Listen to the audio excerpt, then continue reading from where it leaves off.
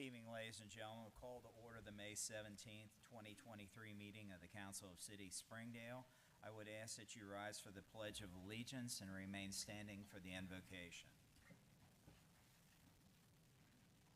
Allegiance to the flag of the United States of America and to the republic for which it stands, one nation, under God, indivisible, with liberty and justice for all.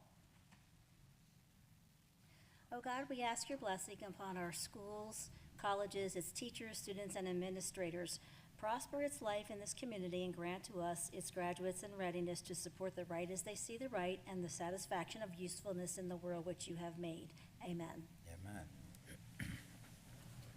All right, Ms. McNear, you do a roll call. Mr. Anderson? Present. Mrs. Cantos? Here. Mr. Hawkins? Present. Mr. Jacobs? Present. Mr. Ramirez? Present. Mrs. Sullivan-Weiscup? Present. Mr. Vanover? Present. Council, we've got a couple additions and shifts. First off, after we deal with the minutes, Mr. Agricola has an employee introduction, and then we will do the basketball team honoring. And then administration has asked for an executive session after Resolution R10 2023. And, well, it deals with personnel matters. Ms. Weiscup will have the official language. All right, we have the minutes of our May 3rd, 2023 meeting before us. Are there any additions or corrections? If not, I'll entertain a motion. Move to adopt. Second. Motion second. Discussion? All right. All those approving the minutes as published signify by saying aye. Aye. Opposed? Abstentions? The minutes are approved with 7 affirmative votes. All right. I guess, Mr. Jones, we'll turn to you and you can pass the floor on. Thank you, Mr. President. And as a reminder to council also, the Energy Alliance is here for a presentation as Okay. well.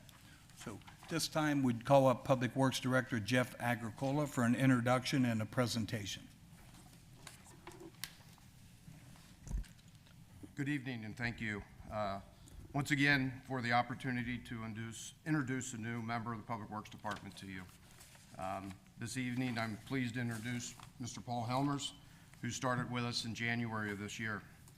Paul comes to us with a varied background with a wealth of experiences.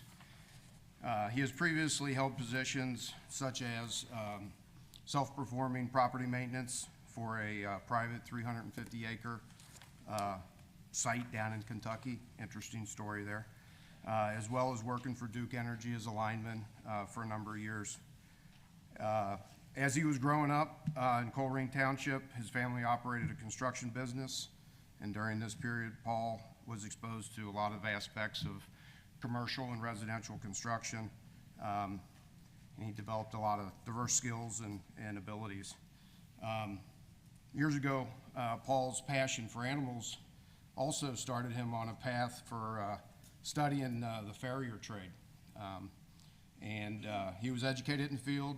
Studied under a mentor for a number of years, and what, you've been doing it now for 15 years there, about? Over 20. Over 20, okay, yeah. Part-time. Yeah, so all this background and real life experience allowed Paul to hit the ground running, and he's fit into the department really well. His experience and unique perspectives has been very good addition to the department. So with that, I'll stop embarrassing him and let him say a few things. Hello, I just want to say I appreciate the opportunity to work for the city. I'm looking forward to the future and serving the residents of Springdale. I appreciate it. Thank you. Thank you. Welcome.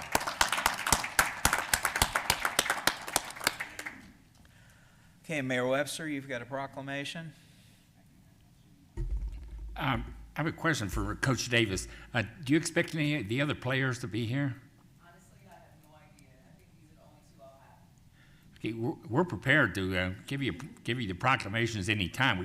We can put it off to later on the agenda if you think they'll show up, or we can do it now. Here, Do it now? Okay, would you please step forward with your young ladies?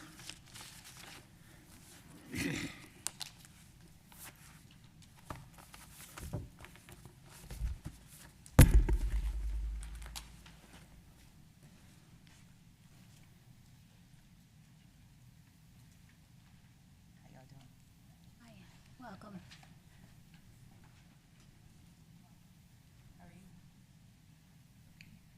don't you guys line up right over there?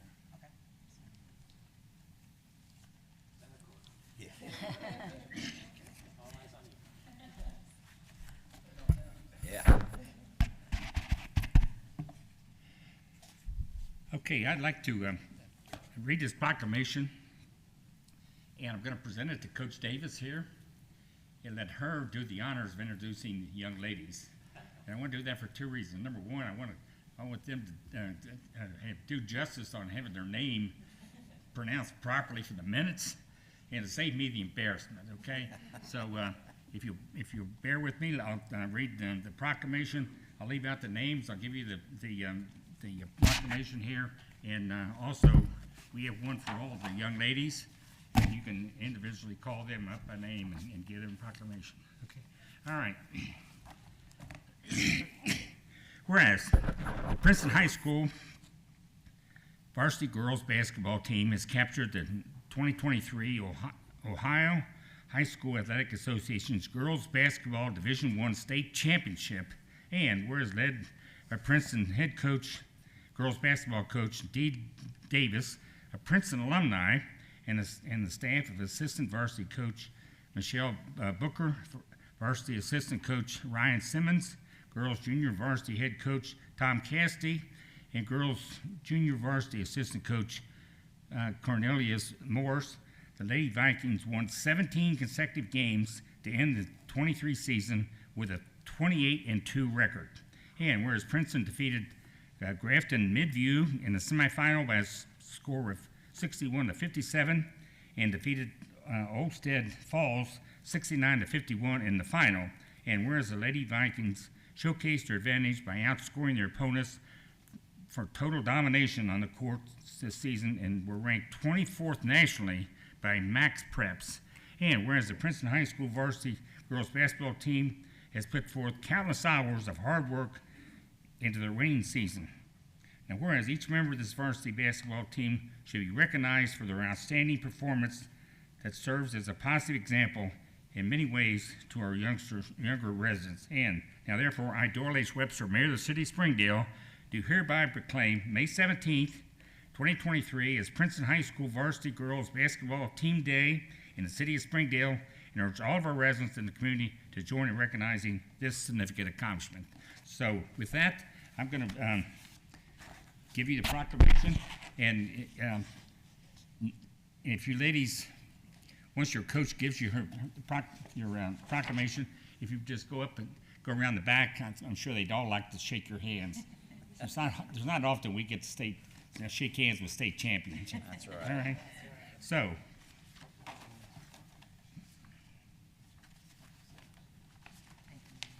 Okay.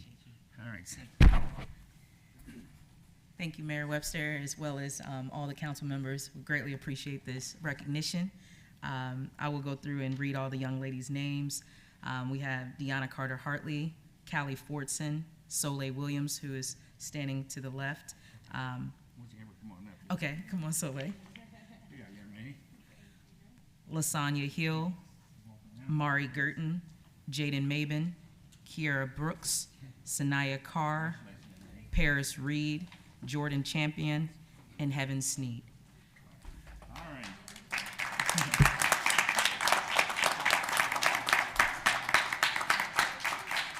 Just take this over with you. Yes, sir. That's what kids appreciate it. Thank you so much. Congratulations. Great job. Thank you. Thank you.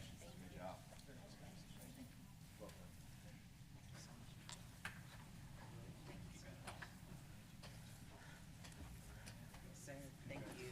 Thank you so much. Thank you so much. Thank you. Greatly appreciate it. Thank you, Coach. Congratulations. Yes, sir. Thank you. Thank you very much. Hey, John. It's a seat. trying to give you some room. Something's multiplying here. I was trying to give you some room.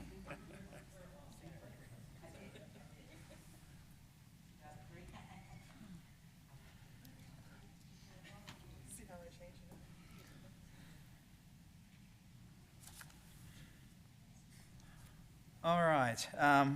Well, while we're freelancing here, Mr. Jones, you want to go ahead and we'll get the energy presentation, Energy Alliance presentation.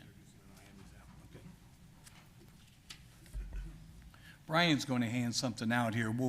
We call him Buzz. We'll have him come up and introduce himself and jump into his presentation. It will, promise you, it will not be as exciting as the state championship team. No, it will not. And I doubt anybody will ask me to come up and shake everybody's hand afterwards. Yeah. My name is Daniel Dieters. I'm a consultant with Energy Alliances. We are located out in Sycamore Township on Blue Ash Road. What Mr. Yule is handing you is basically, I saw your agenda, it's pretty long, so I got the abbreviated version out here. And basically, when we were contacted to take a look at the energy programs here in Springdale by Mr. Jones, we presented quite a bit of evidence as to why we thought we should be the consultant helping the city. Two of the biggest things that we do is we do not just bunch everybody up and then bid it all out as one big package.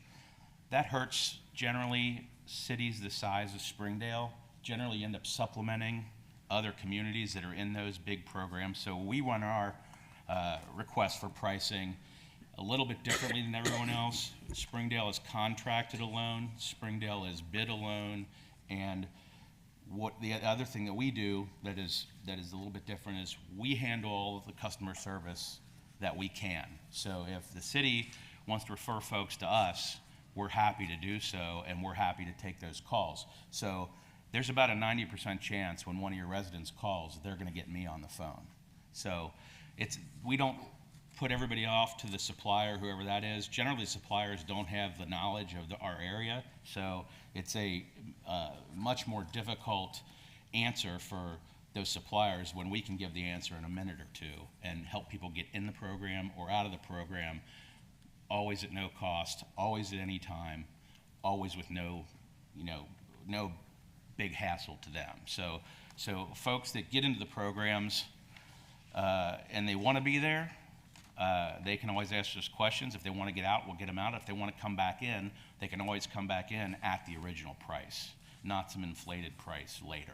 So once the contract starts, whatever that number is, that's what people can get in a year from now or 18 months from now, no matter, as long as it's about a 2-year contract. So we do things a little bit differently.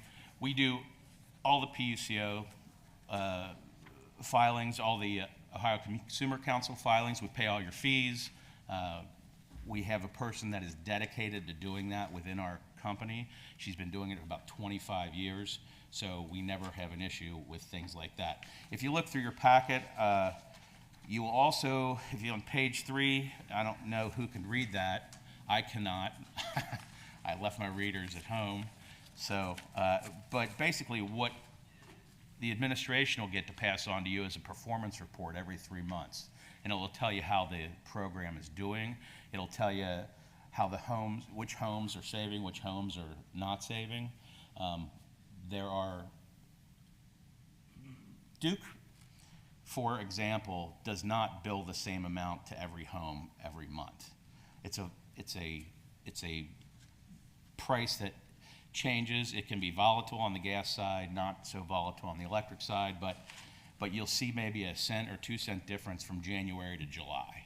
So what this does is these programs give you a flat rate so people can budget and count on what they're going to have for the year. If you turn the page, you'll see the communities that we do in this area. We have other communities in Columbus, Dayton area. I don't think they're on there. Some of them around there are on there. But but we have probably about another 15 to 20 communities, and we have another 15 coming on in November. So we have a pretty big footprint in Southwest Ohio at this point. Basically, I put a retail energy overview. You all know this, I'm sure.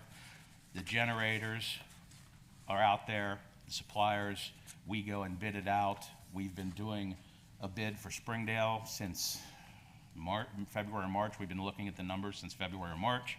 The local utility will do the same thing. Even billing is always the same. Nothing changes, as you all know. You've been in this for a little bit.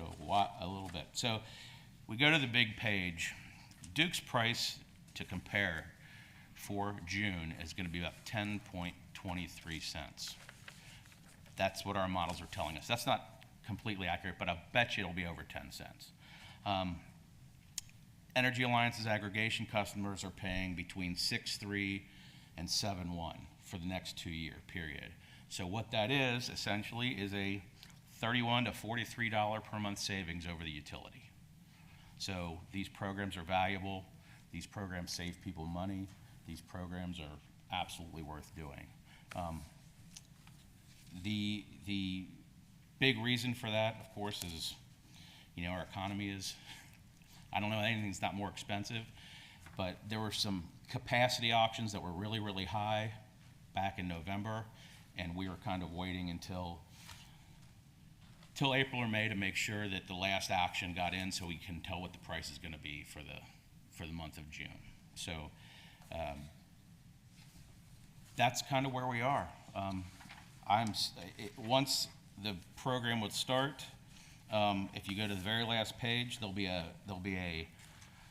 Springdale page on our website that your website can refer people to. It gives them our phone number at our office so they can actually call and talk to me. I talk to people every day. We have 300,000 electric customers. I talk to people all the time, residents. I've met people at the municipal building. I've talked them through their bill. I've showed it to them. Happy to do that. It's very hard to do that if you're coming from another state. But we're happy to do that, and we can generally be here in I live about 15 minutes. So if they call, I can come anytime. And I'm happy to answer any questions, and I'll stand here and answer them all night if you want. I know you don't want me to, but. All right. Council, any questions? You must have done a good job. Or just people are sick of listening to me. Probably that. Thank you all. Sir. Thank you. If you'd like me to come back anytime, I'm happy to do so. Thanks. Okay, thank you.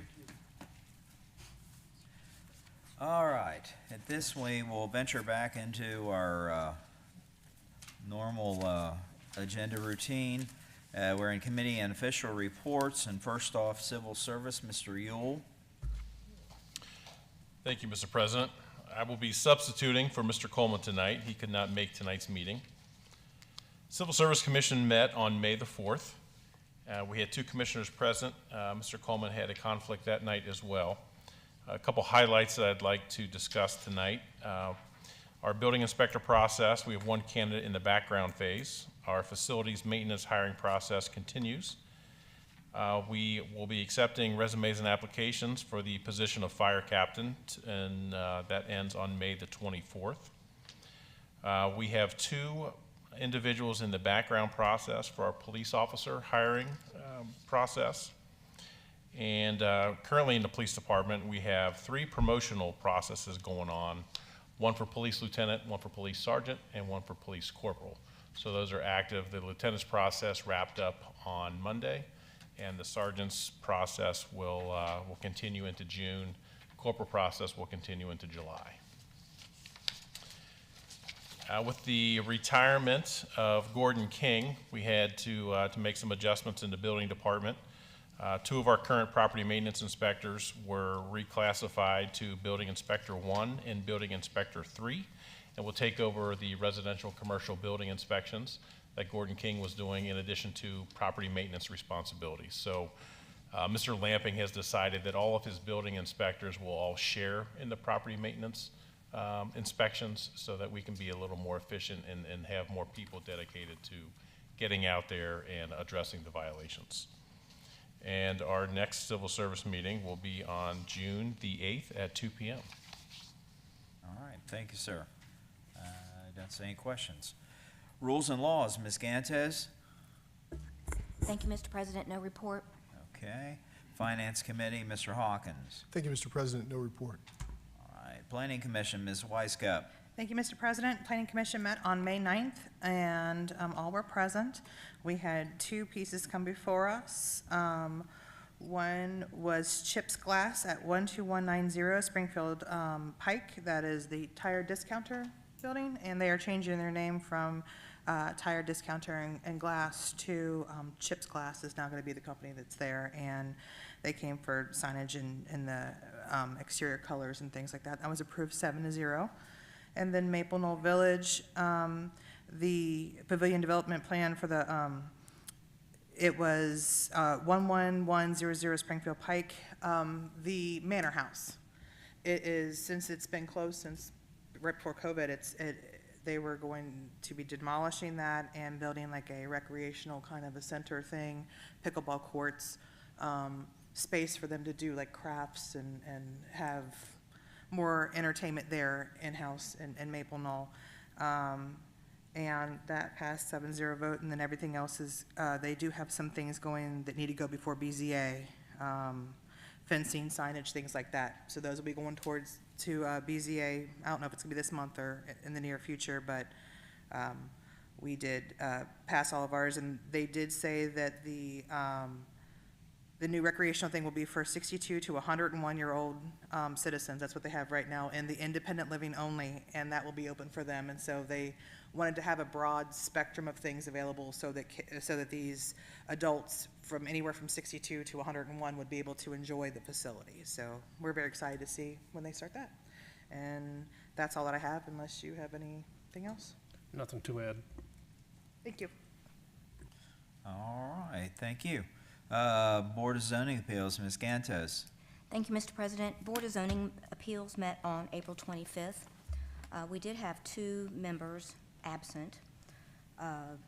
We only had one item to discuss, and that was the property owner at 582 Smiley Avenue was requesting a variance to maintain the existing gravel driveway in violation of Zoning Code Section 153.302, which requires all parking surfaces in the city to be improved with asphalt or concrete.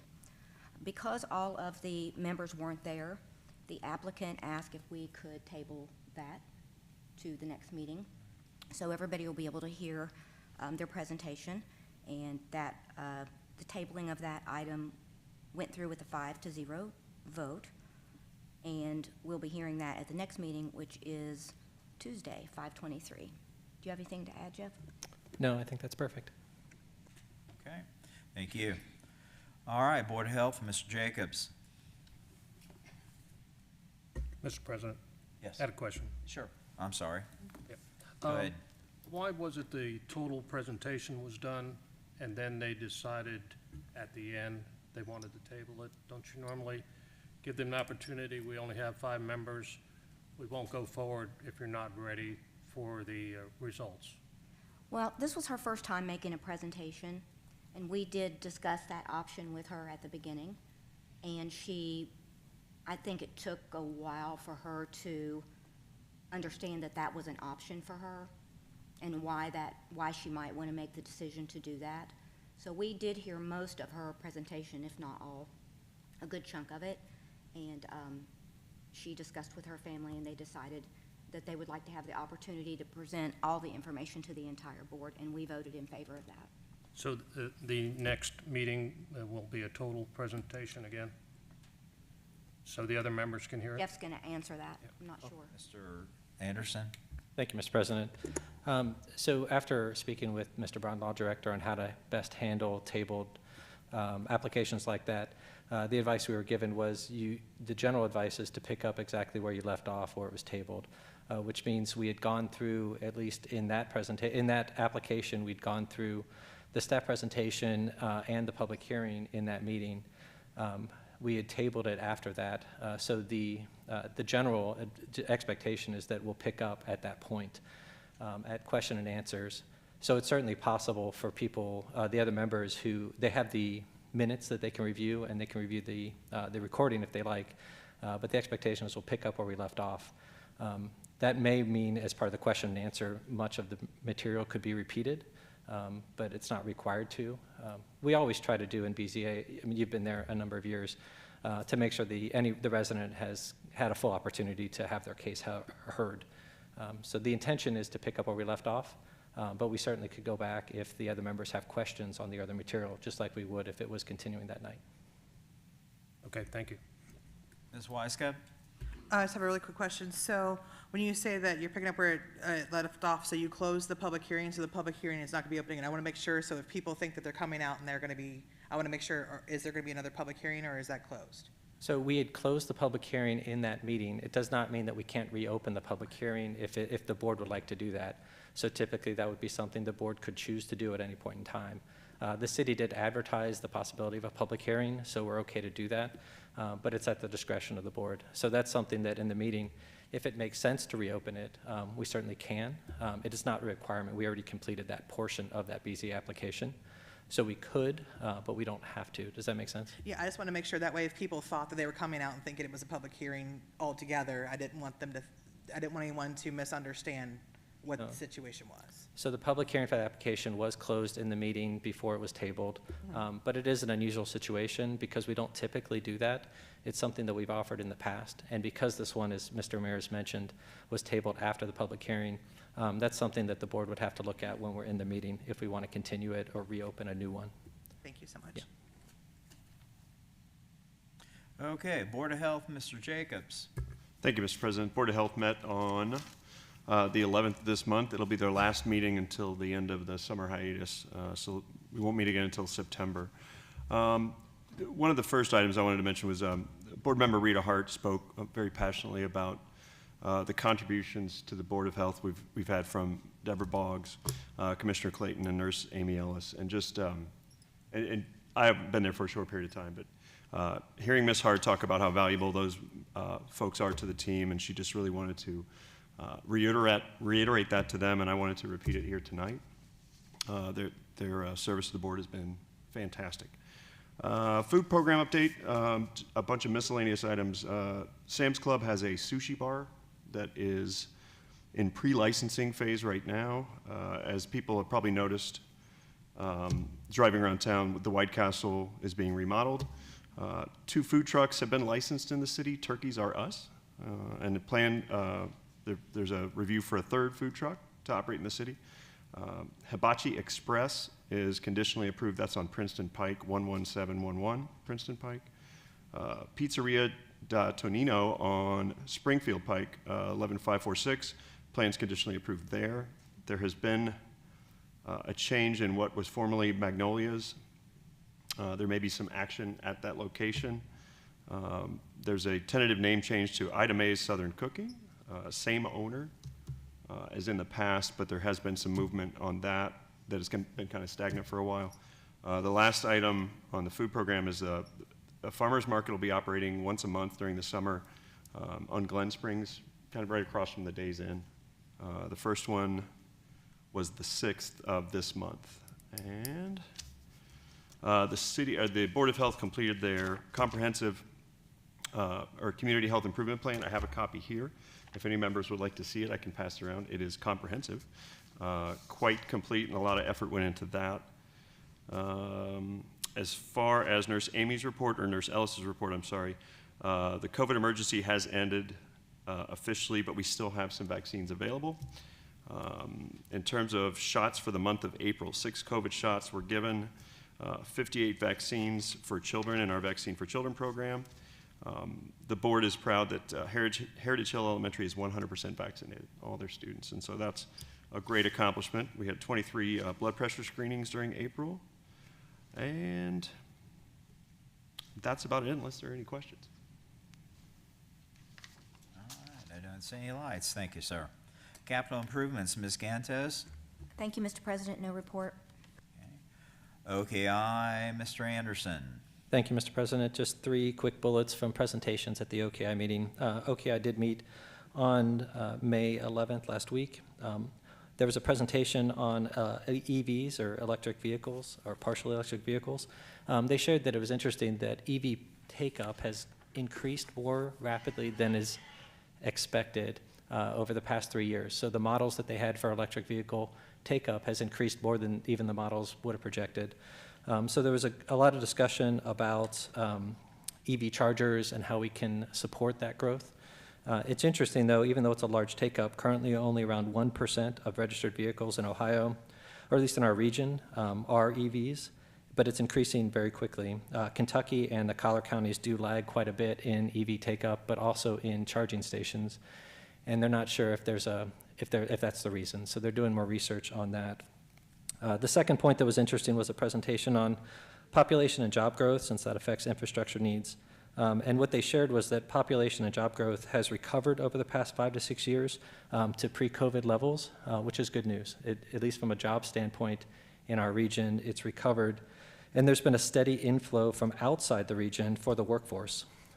The other piece of that is the workforce, though, is continuing to age. So even the workers that are coming in and have those jobs are at a much higher age than has been recently, and that's not sustainable.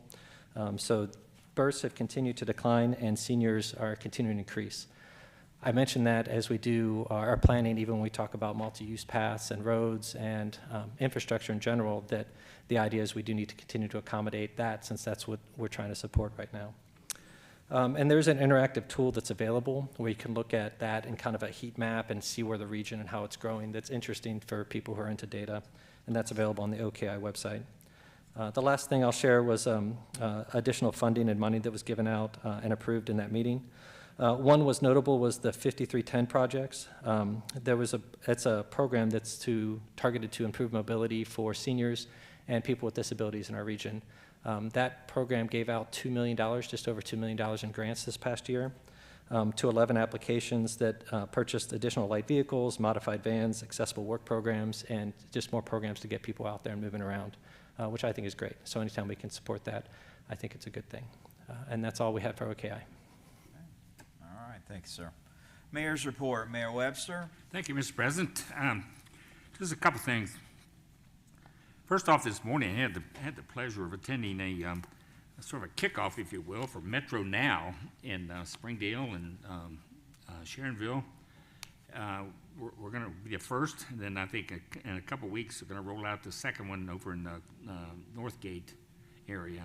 But this was all the county commissioners were here this morning. All the brass from Metro were here, and had 3 of the buses. They're a lot bigger than what I thought they would be, but anyway, I think they seat, 10 people? 10 people. But anyway, I would certainly urge all Springdale residents to take advantage of this. This is a golden opportunity, and I think it's like anything else. We don't use it, we'll lose it. But for $2, you call. Suppose their goal is for within 15 minutes to have a bus at your door and take you anywhere in Springdale and Sharonville. And when you get ready to come home, you call the same number, costs you $2 each way, and door-to-door portal. So there's no excuse for you not wanting to get out and shop and do whatever you can, do whatever you want. But anyway, for medical purposes, it's great. And I just hope that people take advantage of it, because it's a great service.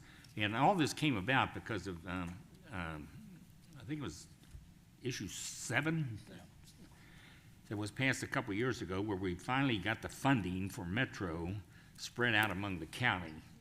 Up until that point, it was a Metro system funded by the city of Cincinnati, which was sort of, it was self-defeating on the surface.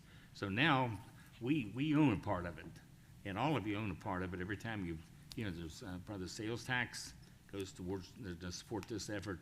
So this is a great thing, and I think this is one of the best things that's ever happened to Hamilton County, and one of the best thing in a long, long time at least. So anyway, please take advantage of that. Also, this not this Friday, but Friday week on May the 26th at 1 o'clock, we will have our wreath laying ceremony down at our memorial. So it's a very brief ceremony, just lasts a few moments. So we urge you to come out and support our veterans.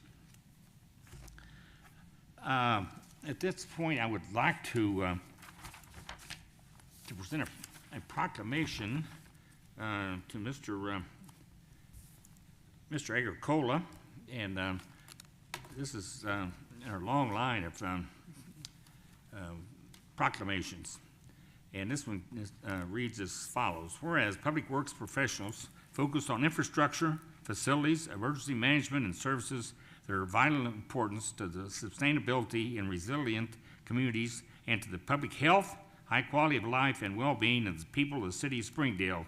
And whereas infrastructure, facilities, and services cannot be provided without the dedicated efforts of public works professionals who are engineers, managers, and employees at all levels of government and the private sector who are responsible for rebuilding, improving, and protecting our nation's transportation, water supply, water treatment, and solid waste systems, public buildings, and other structures and facilities essential for our citizens. And whereas it is in the public interest for the citizens, civic leaders, and children in the city of Springdale to gain knowledge of and to maintain an ongoing interest and understanding in the importance of public works and public works programs in their respective communities.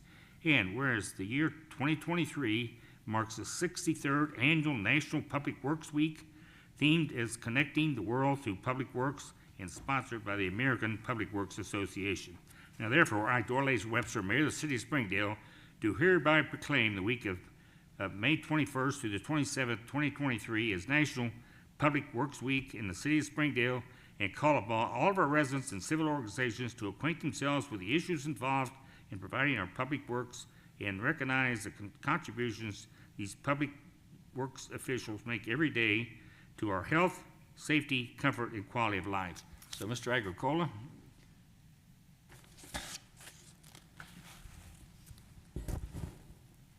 Congratulations. Thank you, Mayor.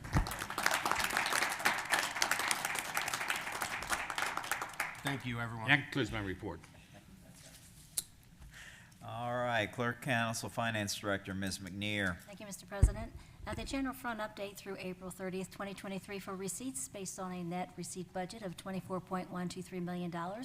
We have received $8.695 million, which is 36% of the anticipated budget. And those receipts are made up of 5 major general fund receipt sources, which are earnings tax, real estate taxes, paramedic services, local government funds, and transient tax, for a subtotal of $8.034 million, which is 92% of the receipt budget. For the general fund expenditures through April 30th, 2023, based on a net expenditure budget of $24.108 million, we have spent $7.158 million, which is 32% of the budget. And the general fund report ending balance through April 30th, 2023 is $8.271 million. And that concludes my report. Thank you. Thank you. Administrator's report, Mr. Jones. Thank you, Mr. President. Parks and Rec Director Wilson wants to let us know that taking registration for swim lessons and for fall sports, Springdale Community Center will be closed Monday, May 29th. And however, this is probably the third time I've said this, there seems to be confusion for whatever. The pool and concession will be open from 12 to 8. They keep getting asked that same question, so thought I'd share that. Also, as Mr. Yule mentioned last time, our police chief's position is now open. He will be retiring July 5th, and you'll get to see him at some point here. Also, we have a fire captain position open. With regard to part-time, we have customer service representative at the community center, fitness instructor, rec attendant, and public works maintenance worker. And then seasonal, we're taking applications and starting to fill up with lifeguards and a public works maintenance worker. So any of those are folks you're interested in or can refer, please do so. And that's it for now. Thank you. Okay, thank you. And Law Director's report, Mr. Braun. Thank you, Mr. President. No report. And, excuse me, engineers report, Mr. Riggs. Thank you. All right, we'll start with the Crescentville Road Improvements Project. Looks like the north side curb is substantially complete, and they're starting to really backfill or get up to subgrade on the north side. So I would say in the next week or so, they'll start paving that and then switch over traffic to the south side here in the next few weeks. Northland Boulevard Reconstruction Project. Final right-of-way plans were approved by ODOT on April 26. And we're actually planning to submit a round 3 SORTA funding application. The application's due on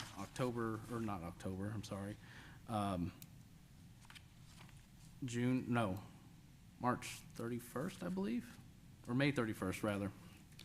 And we're submitting a draft application to Public Works by the end of the week for review. And that's going to be for additional construction funds only.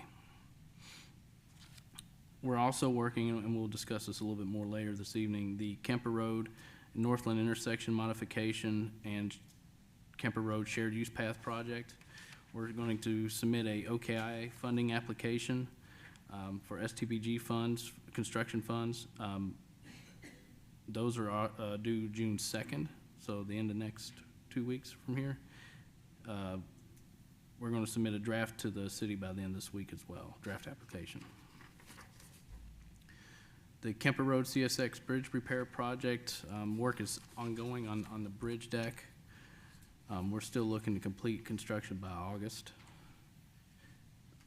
The State Route 4 Urban Paving Project, construction was expected to begin this week. I don't believe they started yet with any of the construction work, but when they do, work is planned to begin. It's going to be performed at night, Sunday through Thursday, from 8 p.m. to 6 a.m. And the contractor is tentatively scheduled to begin the milling, asphalt milling and paving during the second week in June. The State Route 747 Urban Paving Project, there's no change with that. The bids are supposed to be opened by ODOT on June 8th. The Sheraton Lane Reconstruction Project, work is still ongoing with the subgrade repairs and storm sewer installations, but it appears that they're beginning to set the stakes for the curb, at least on the Ray Norris section. Springdale Community Center HVAC Replacement Project. The bid opening took place on May 9th, and again, that will be discussed, the award will be discussed later this evening. And that's all I had. Mayor Webster? Yes, Sean, what's the completion date for the Sheraton Road reconstruction, Sheraton Lane? It's in my notes. It was supposed to be 10 weeks from once they started. So it looks like they began on April 10th. So you're 2.5 months, April, May. Probably sometime in July, beginning or mid-July, I would imagine. July. And that would be for the lane and the Route 4, or Ray Norris, okay. That was the entire project, yes, sir. Ms. McNair? Thank you, Mr. President. I guess they probably can only work X number of hours per day, but they seem to be finished at 3 o'clock in the afternoon, and perhaps they're starting earlier in the day, but man, I know when I work outside, you know, when this, you know, we make hay when the day is good. So it seems like, you know, we do have rainy days. Why aren't they making use of a nice day? You know, a lot of contractors, they do work different schedules. Some start earlier and end earlier, especially as the summer gets a little hotter. They like to get out there as soon as they can. There is some restrictions as far as the noise levels, noise ordinance that prevents them from starting too soon. Right. But generally, they like to get in and get out as quick as they can before it gets warm. Yeah, I understand that when we have those 90-degree days, but we haven't hit that time frame yet, and I gotta tell you, 3 o'clock, they're out of there. Yeah, that is a little unusual, but Yeah. that's something we can follow up with them to see Seems why. like a waste of some good days. I agree. Thank you. All right. And Mr. Agricola, I saw we had a powwow there at the corner of Crescentville and Tivoli between Verizon and Spectrum and Official, and I don't know, there was more yellow hats and green hats popping around, so I guess they're getting ready to finally get the comms settled down over there. I'm actually unaware of that meeting that you're referring to, but yes, they've had a lot of conflicts relative to utilities, so. Well, it looked like they finally said, okay, everybody, we're gonna have a meeting, you better show up, and we'll go from there. But the work is progressing rapidly. The curb, actually, I think the curb and the sub-road is pretty much all in place up to Tivoli on the north side. So any day now we'll get the big switch over. So, but it's coming. It's well welcomed. Ms. McNear. Thank you, Mr. President. Another question, Fiber is putting in the lines up in my neighborhood, and I just happened to be walking by the window when I noticed a guy with a shovel was getting ready to dig up my front lawn, and I don't have Fiber, so of course I went out there and stopped him and said, "What are you doing?" "Oh, I'm just getting ready to put the lines in here." I'm like, "Well, I've got an irrigation system, and I don't have Fiber, so why are you digging up my yard?" He's like, "Oh, I don't know, let me go get a supervisor." So there's no, of course, he stopped, digging, and there's no lines in there at this point, but my neighbor has Fiber, says, "Oh, go dig up his yard." So, and there was no lines drawn there. I said, it'd be a different situation if he was doing the berm between the sidewalk and the street where there are lines, but I don't know why they're digging there. I was also told a week ago that they would be burrowing underneath sidewalks, driveways, and things of that nature, so I don't know why he's digging up my yard, so just a note. Thank you. Okay, rental program, Mr. Anderson. Thank you, Mr. President. The rental program committee did meet last week on 5/10, and we discussed the second half of the work we talked about doing, focusing on parking and building and the roads. There was a good update from the city administration on what the police has been doing to help with quality of life items. We talked about things like blight, parking, dogs, pets. And what they wanted to share, that I also wanted to share, was this idea of this unified community pride reminders that the city's been working on, that residents will start seeing more of. That's something that we've been pushing for to kind of help steer people gently to do the things that we're trying to address, instead of just having a lot of new ordinances to enforce the things that we're doing already. So people will start seeing these community pride reminders that will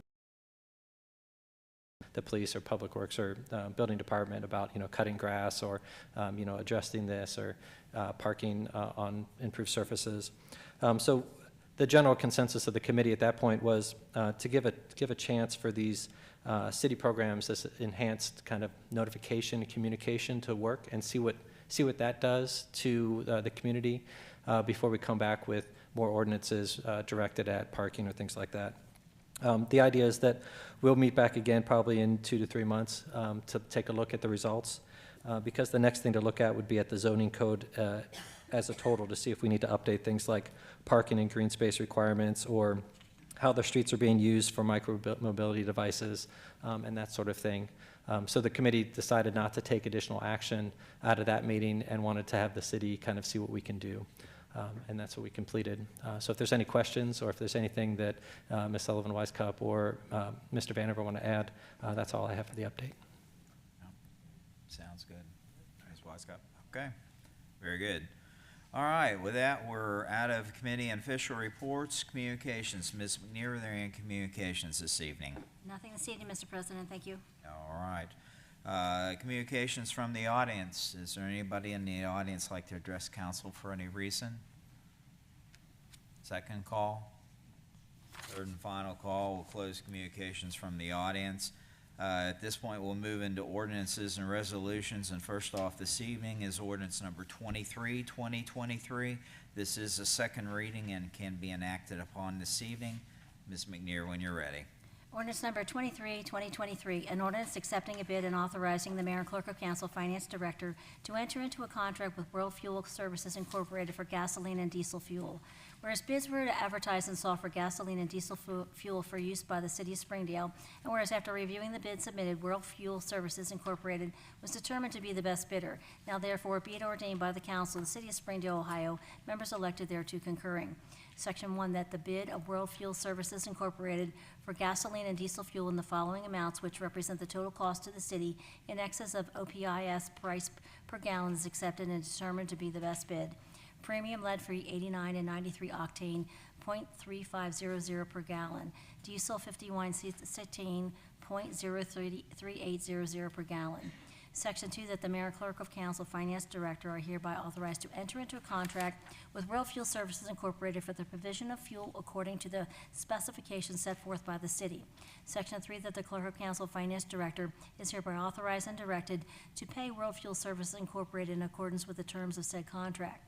Section 4, that this council hereby finds and determines that all formal actions relative to the passage of this ordinance were taken in an open meeting of this council, and that all deliberations of this council and of its committees, if any, which resulted in formal action were taken in meetings open to the public in full compliance with applicable legal requirements, including Section 121.22 of the Ohio Revised Code. Section 5, this ordinance shall take effect on the earliest date allowed by law. All right, council, for the reading of ordinance 23, 2023, what is your pleasure? Motion second, discussion? All right, seeing no lights, Ms. McNear, your poll council. Mrs. Sullivan Weisskopf. Aye. Mr. Anderson. Aye. Mrs. Gantos. Aye. Mr. Hawkins. Aye. Mr. Jacobs. Aye. Mr. Ramirez. Aye. Mr. Vanover. Aye. Ordinance 23, 2023 passes with 7 affirmative votes. And next up is ordinance number 24, 2023.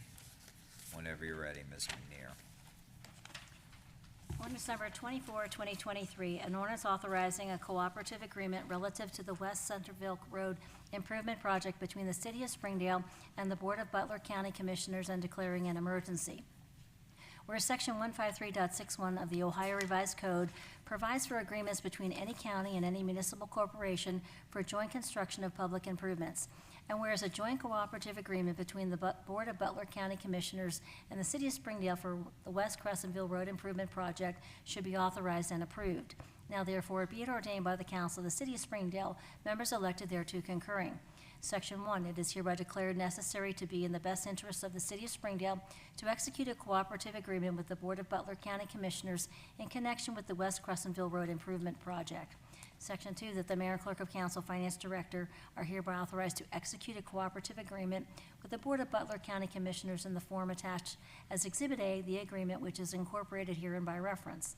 Section 3, that this ordinance is hereby declared to be an emergency measure necessary for the immediate preservation of the public peace, health, safety, and general welfare, and shall be effective immediately upon its passage. The reason for said declaration of emergency is the need to execute the agreement at the earliest possible date in order to keep the project on the proposed schedule. All right, council, I've heard the reading of ordinance number 24, 2023. It does include the emergency clause. What is your pleasure? Move to adopt. Motion second, discussion? All right, seeing no lights, Ms. McNear, poll council. Mr. Ramirez? Aye. Mrs. Sullivan Weisskopf? Aye. Mr. Anderson? Aye. Mrs. Gantos? Aye. Mr. Hawkins? Aye. Mr. Jacobs? Aye. Mr. Vanover? Aye. Ordinance number 24, 2023 passes with 7 affirmative votes. And next up is ordinance number 25, 2023. It also includes an emergency clause. Ms. McNear, when you're ready.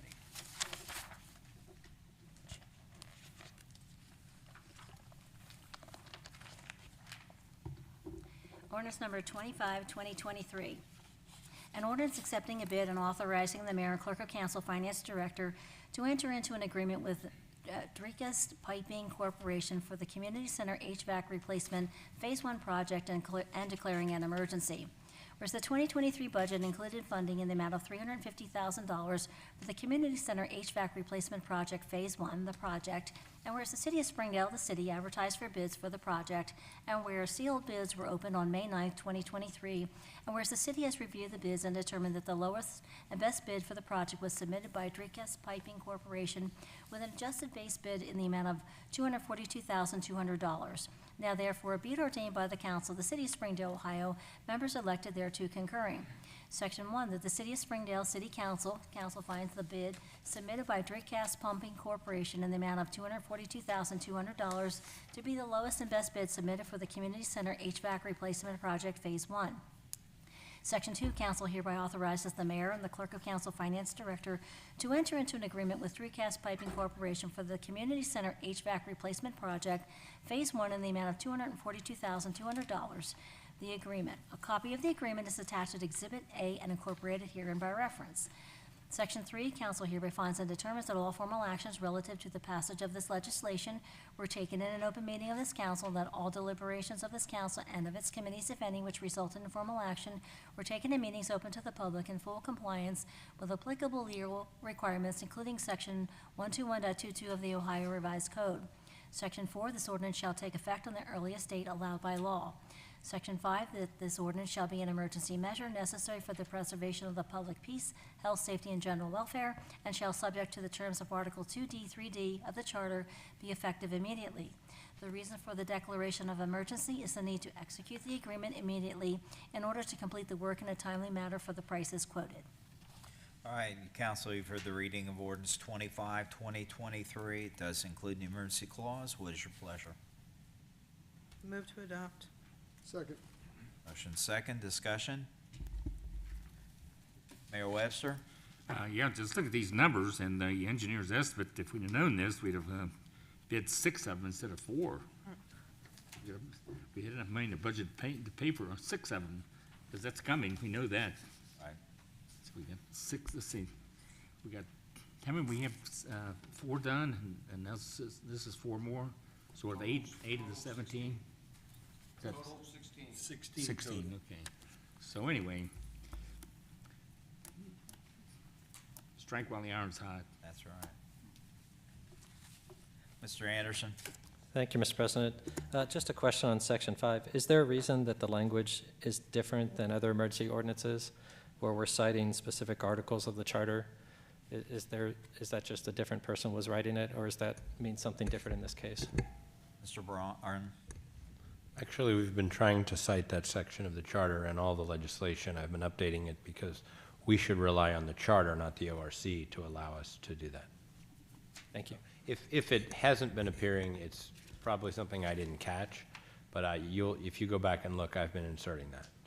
Well, it's the other emergency ordinance that we just read, didn't have it. That's why it Yeah. stood out. That makes a lot of sense. Thank you. Trying to update it. Perfect. All right. Seeing no lights, Mrs. McNear, poll council. Mrs. Sullivan Weiscup. Aye. Mr. Hawkins. Aye. Mr. Anderson. Aye. Mrs. Gantos. Mr. Jacobs. Aye. Mr. Ramirez. Aye. Mr. Vanover. Aye. Ordinance number 25, 2023 passes with 7 affirmative votes. And next up is Resolution R8, 2023. Ms. McNear, when you're ready. Resolution number R8, 2023, a resolution authorizing the city administrator to file a funding application for surface transportation block grant funding through OKI for the Camper Road and Northland Boulevard intersection modifications and shared use path project. Whereas street and road repairs are a priority for the city of Springdale, and whereas the city of Springdale will apply for funding through OKI for surface transportation block grant STBG funding for infrastructure repairs and improvements. Now therefore be it resolved by the council of the city of Springdale, Ohio, members elected thereto concurring. Section 1, that the city administrator is hereby authorized and directed to file an application with OKI for surface transportation block grant funding for the Kemper Road and Northland Boulevard intersection modification and shared use path project.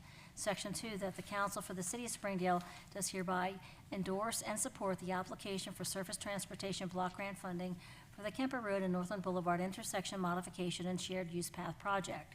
Section 3, that the city of Springdale hereby requests OKI to consider and fund this application. Section 4, that this resolution shall be effective from and after the earliest period allowed by law. Okay, council, have heard the reading of Resolution R8, 2023. What is your pleasure? Move to adopt. Motion second, discussion. Mr. Jones? Thank you, Mr. President. We'd like to call Jeff Agricola up from Public Works and then ask him to do a presentation. Thank you.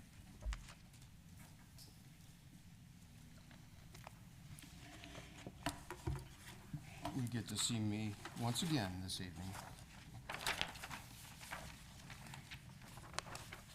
Okay, the background for this proposed project actually starts back with the design for the original Northland Boulevard reconstruction project that we received funding for back in 2020. Of course, we added the shared use path to that project in 2022, and about that time, we started to see some concerns with how we were going to cross that shared use path at the intersection at Northland and Kemper. In our attempts to address these safety concerns, we eventually returned to a design that was actually first proposed back in the early 1990s. The design actually was very, very fortuitous, and it really could help us out in this particular moment.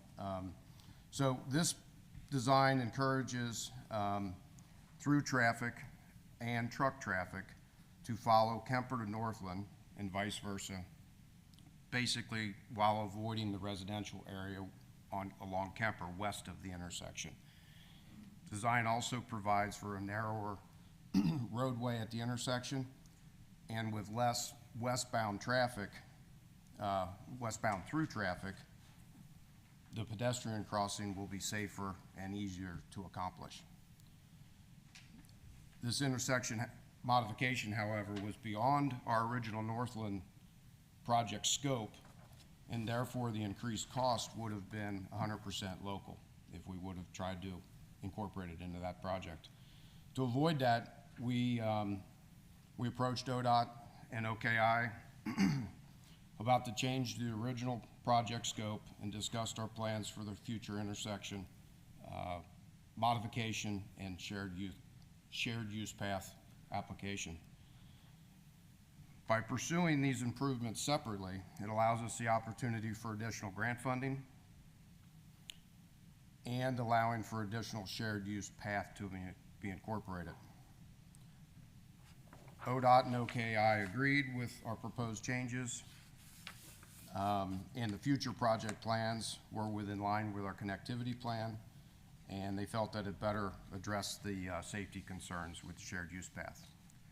So this project scope basically, as I said, includes the modification to the West Kemper and Northland Boulevard intersection. I handed out the visual earlier. Is that you? Okay. And I have one up on the screen here that kind of shows basically a line drawing of the proposed alignment over the existing aerial of that intersection.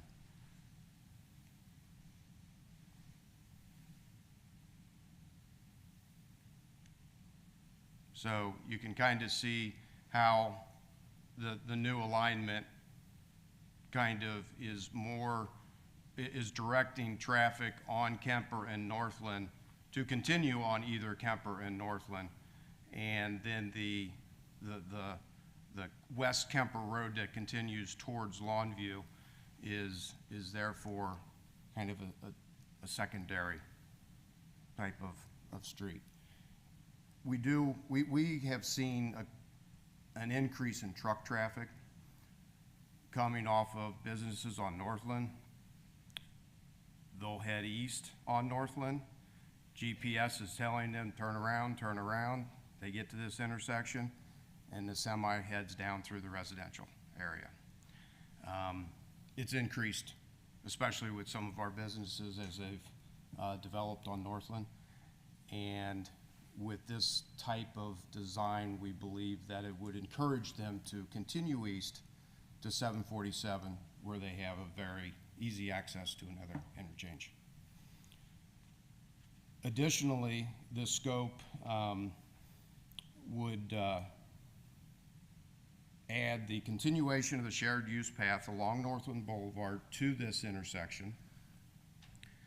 It would also extend the shared use path from the future Artisan Village west to Longview, and it would also then provide for that safer connection with the shared use path on Northland. There will be some modifications to private property access right in the general area of the intersection. Obviously, directly across from Northland, we have the drive access to Fifth Third and the medical office. So there's going to have to be consideration for this within the plan.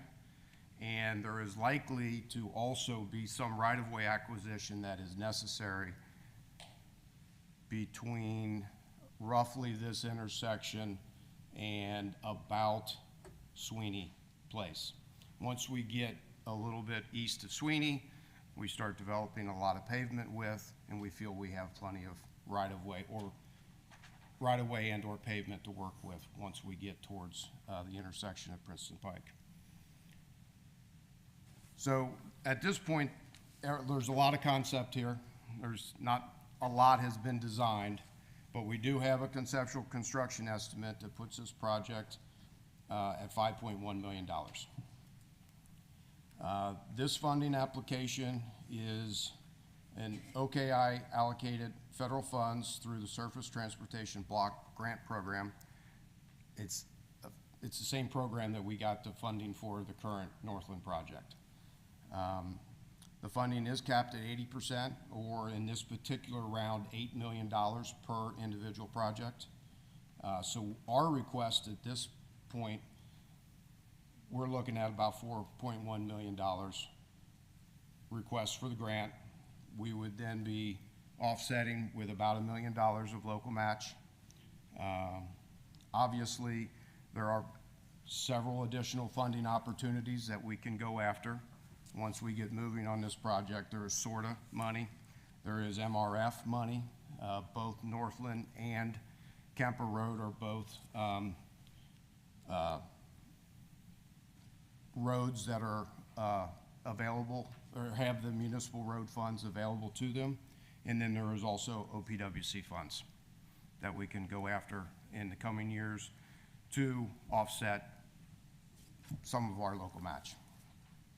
So with that, we are asking for council's consideration with this West Kemper Northland Boulevard intersection modification and shared use path project. Sorry, it's a long name. That's all right. Happy to address any questions that you may have at this time. Mr. Hawkins? Thank you, Mr. President. What kind of time frame are we looking at in terms of when we look to execute this, and more importantly, when we'd have to pay for this? I'm sorry, I missed that bullet point on my on my list here. This is for fiscal year 2027. So this is out a number of years, but this will allow us to continue with design, seek additional funding, and complete the current or the original Northland Boulevard project. Thank you. Mayor Webster? Jeff, you said $5.1 million? That is the current construction estimate, yes. And what does that entail? Is that just what we're seeing on this? Not just what you're seeing here. That entails, this is the bulk of it, and this is the majority of the conceptual work that we've done to this point. But it also includes the shared use path on the north side of Kemper from Longview to Princeton Pike. It will also include new pavement throughout the entire project length on Kemper Road, as well as extending down onto Northland to match up with the original Northland project. New signalized intersection, obviously to accommodate the new traffic pattern and so forth here.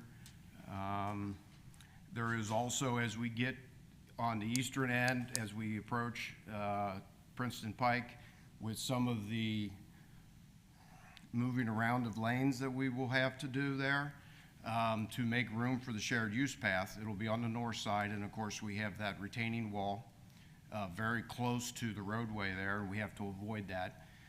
We have enough pavement, so we bring the shared use path and kind of move everything a little bit to the south. We have that median in there. That median has to move south as well. There is drainage catch basins, if you will, associated with that median. So we have to rework storm work as well up there. So there's quite a bit going on with this project. This is just really the bulk of the conceptual drawing that we have done to this But the point. 5.1 includes everything you just mentioned there? That is correct. Okay, thank you.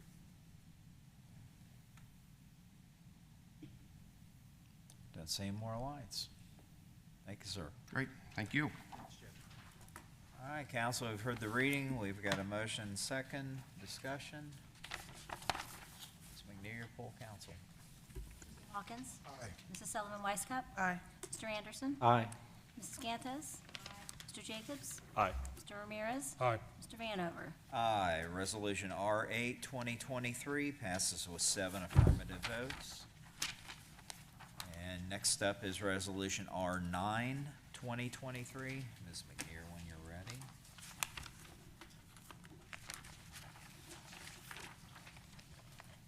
Resolution number R9, 2023, a resolution declaring the necessity of improving driveway aprons in the public right-of-way as part of the West Crescentville Road curb and concrete replacement project and authorizing the assessment of the cost for the improvements of certain lots and parcels of property. Whereas as part of the West Crescentville Road curb and concrete replacement project, numerous driveway aprons located in the public right-of-way have been in disrepair and in need of improvement in order to reduce hazards and to prevent the accelerating deterioration which will take place. And whereas the city of Springdale has completed a survey of the driveway aprons and prepared plans, specifications, profiles, and estimates of the cost for the proposed improvements. And whereas the plans and specifications, profiles, and estimates of the costs have been on file with the Clerk of Council Finance Director and have been considered by Council of the City of Springdale. Now therefore be it resolved by the Council of the City of Springdale, Ohio, members elected thereto concurring. Section 1, that it is hereby determined by the Council of the City of Springdale that it is a necessary part of the West Crescentville Road curb and concrete replacement project to improve certain driveway aprons located on the lots and parcels of property identified and listed on the attached Exhibit A, which is incorporated herein by reference.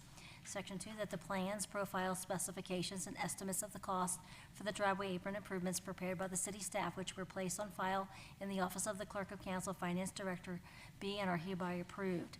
Section 3, that the entire cost of the improvements to the driveway aprons, less the administrative costs, engineering costs, and legal fees, all of which shall not be less than 2% of the total cost of the improvements, shall be assessed upon the lots and parcels of properties listed on the attached Exhibit A, which lots and parcels are hereby determined to be specifically benefited by the improvements, and the assessments for the costs shall be levied in proportion to the benefits that may be resulted from the improvements, and shall be paid when levied in a single annual installment.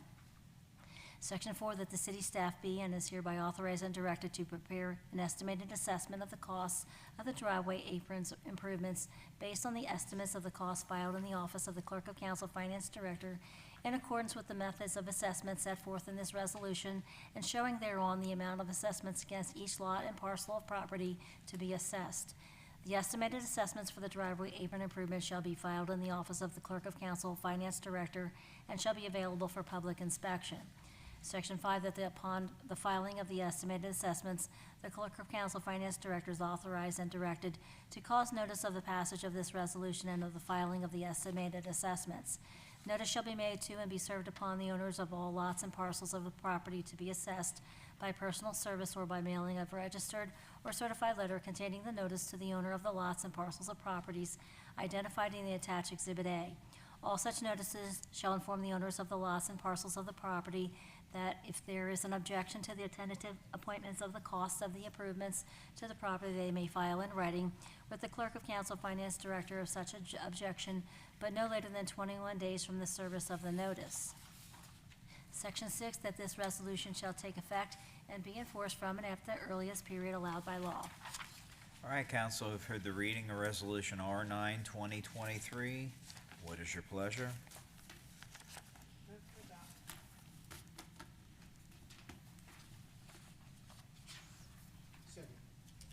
Motion second, discussion? All right, Ms. McNear, poll council. Mrs. Sullivan Weiscup? Aye. Mr. Hawkins? Aye. Mr. Anderson? Aye. Mrs. Gantes? Mr. Jacobs? Aye. Mr. Ramirez? Aye. Mr. Vanover? Aye. Resolution R9, 2023 passes with 7 affirmative votes. And next up is Resolution R10, 2023. Ms. McNear, when you're ready.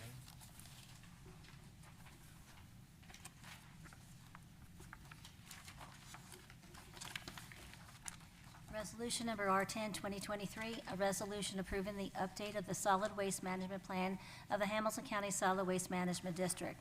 Whereas pursuant to the provisions of Chapter 3734 Ohio Revised Code, the Act, the Hamilton County Solid Waste Management District Policy Committee, the Policy Committee has adopted an update of the Solid Waste Management Plan, the plan update for the Hamilton County Solid Waste Management District, the district. And whereas pursuant to the Act, the Board of County Commissioners in the district and the legislative authority of each municipal corporation or township under the jurisdiction of the district must approve or disapprove the plan update by ordinance or resolution.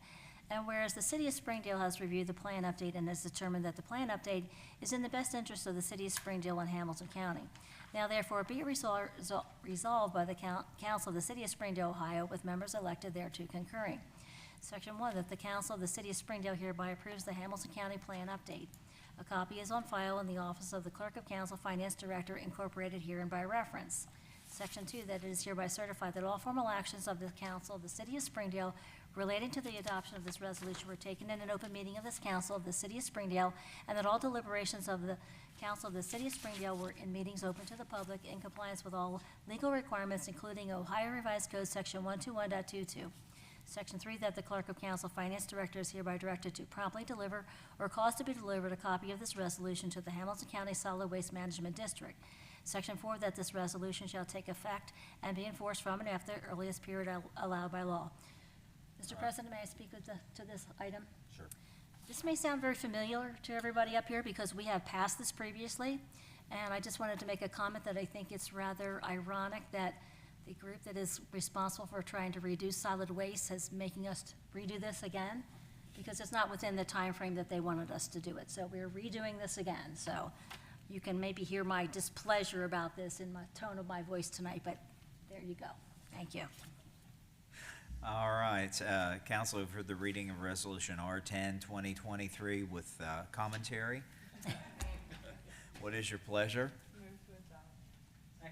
Motion second. Discussion? All right. Seeing no lights, Ms. McNear, poll council. Mrs. Sullivan Weisskopf? Aye. Mr. Anderson? Aye. Mrs. Gantos? Mr. Hawkins? Aye. Mr. Jacobs? Aye. Mr. Ramirez? Aye. Mr. Vanover? Aye. Resolution R10, 2023 passes with 7 affirmative votes. Ms. Weisskopf? Thank you, Mr. President. I move that we go into an executive session for Ohio Revised Code Section 121.22G1 to consider the employment of a public employee. Got a motion. Do I have a second? Second. Okay, second. Discussion? Are we anticipating action coming out of this? Yeah, possibly. Okay. All right, all those in favor of retiring to executive session? We have to do this. Do we have to do this by, It has to be roll call vote. roll call? Ms. McNear, poll council. Mrs. Sullivan Weisskopf? Aye. Mr. Ramirez? Aye. Mr. Anderson? Aye. Mrs. Gantos? Aye. Mr. Hawkins? Aye. Mr. Jacobs? Aye. Mr. Vanover? Aye. Council will retire to executive session.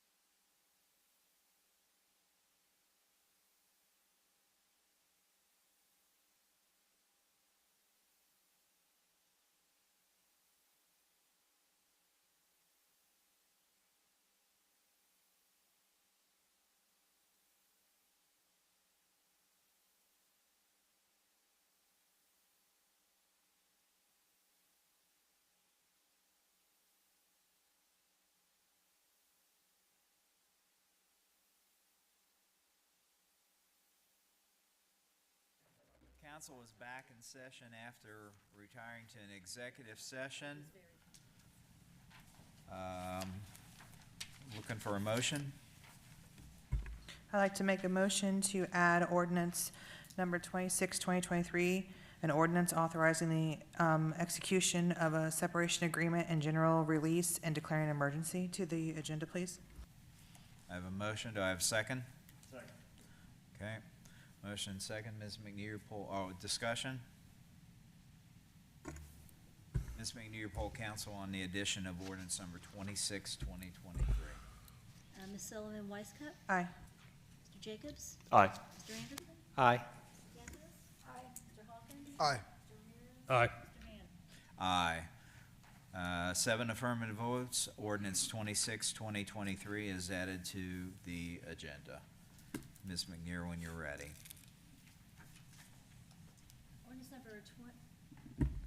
Ordinance number 26, 2023, an ordinance authorizing the execution of a separation agreement and general release and declaring an emergency. Now therefore be it ordained by the Council of the City of Springdale, Ohio, members elected thereto concurring. Section 1, the City of Springdale City Council authorizes the mayor and clerk of council finance director to enter into a separation agreement and general release with Tim Hudson. Section 2, the city administrator is authorized to make an expenditure to implement the terms of the separation agreement and general release. Section 3, council hereby finds and determines that all formal actions relative to the passage of this legislation were taken in an open meeting of this council, and that all deliberations of this council and of its committees, if any, which resulted in formal action, were taken in meetings open to the public in full compliance with applicable legal requirements, including Section 121.22 of the Ohio Revised Code. Section 4, this ordinance shall take effect on the earliest date allowed by law. Section 5, that this ordinance is hereby declared to be an emergency measure necessary for the immediate preservation of the public peace, health, safety, and general welfare, and shall be effective immediately upon its passage. The reason for said declaration of emergency is the need to execute and implement the agreement in order to effectuate the settlement terms at the earliest possible date. All right, council, I've heard the reading of ordinance 26, 2023. It does include the emergency clause and can be enacted upon this evening. What is your pleasure? Move to adopt. Motion second, discussion? All right, Ms. McNear, your poll council. Mr. Hawkins? Aye. Mr. Jacobs? Aye. Mr. Anderson? Aye. Mrs. Gantes? Aye. Mr. Ramirez? Aye. Mrs. Sullivan Weiscup? Aye. Mr. Vanover? Aye. Ordinance 26, 2023 passes with 7 affirmative votes. And that completes our ordinances and resolutions. We're in old business.